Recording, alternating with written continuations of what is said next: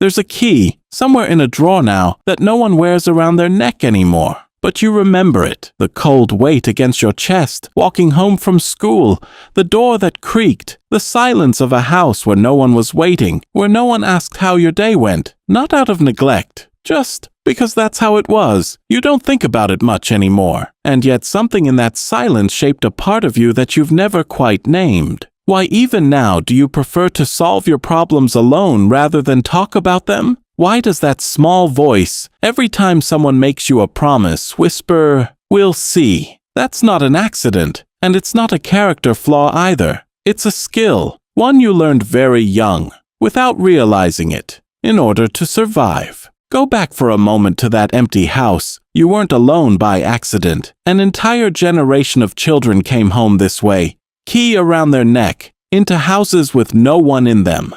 Divorce, once rare, was becoming ordinary. Both parents were working, or simply weren't there anymore. No one asked these kids what they thought. They just learned, early, one simple thing. No one is coming to check if you're okay, so you'd better learn to handle it yourself. But the story doesn't stop at the front door. Turn on a television from that era and look at what those children were watching. Presidents lying to the camera. Institutions meant to protect, caught in the act of betrayal. It wasn't just their parents who weren't there anymore. It was the entire adult world that seemed, right in front of them, to lose all credibility. And a question settled in. Quiet, almost childlike in its simplicity. If even grown-ups can't trust each other, who exactly am I supposed to trust? Then came the money, the promise they'd been made, work hard, stay loyal, and you'll be rewarded. Collapsed in front of them. Fathers laid off after 20 years of service. Mothers counting every dollar while inflation ate through their paychecks. This wasn't just an economic crisis. It was a lesson. One nobody ever taught out loud, but one every single one of them absorbed deep down. The rules can change without warning, even when you do everything right. So, an unstable family, institutions that betray, an economic system that doesn't keep its word. 3 different collapses, but only one possible conclusion for a child growing up in the middle of it. If there's only one reliable thing in this world, it's me. That's not a personality trait. It's an adaptation. Armor built plate by plate without anyone ever asking if you wanted it, and you're still wearing that armor. Look at how you handle your emotions today. You don't ask for help easily, do you? You'd rather work things out alone, process alone, move forward alone. That's not coldness. That's what you learned when no one was available to listen. If you actually want to be heard, first learn to be enough for yourself. But is that really independence? Or is it a loneliness so well practiced it just looks like strength? Maybe someone has told you you're cynical, that you always expect the worst before the best. But what other people call cynicism might be nothing more than an early warning system, patiently calibrated by years of repeated betrayals, institutional, economic, human. Every time a promise broke in front of your child's eyes, your mind logged one more data point. And today, that system never goes off without a reason. So where exactly is the line between cynicism and wisdom? That caution doesn't stop at institutions, it seeps into your closest relationships too. You've watched marriages around you fall apart without warning.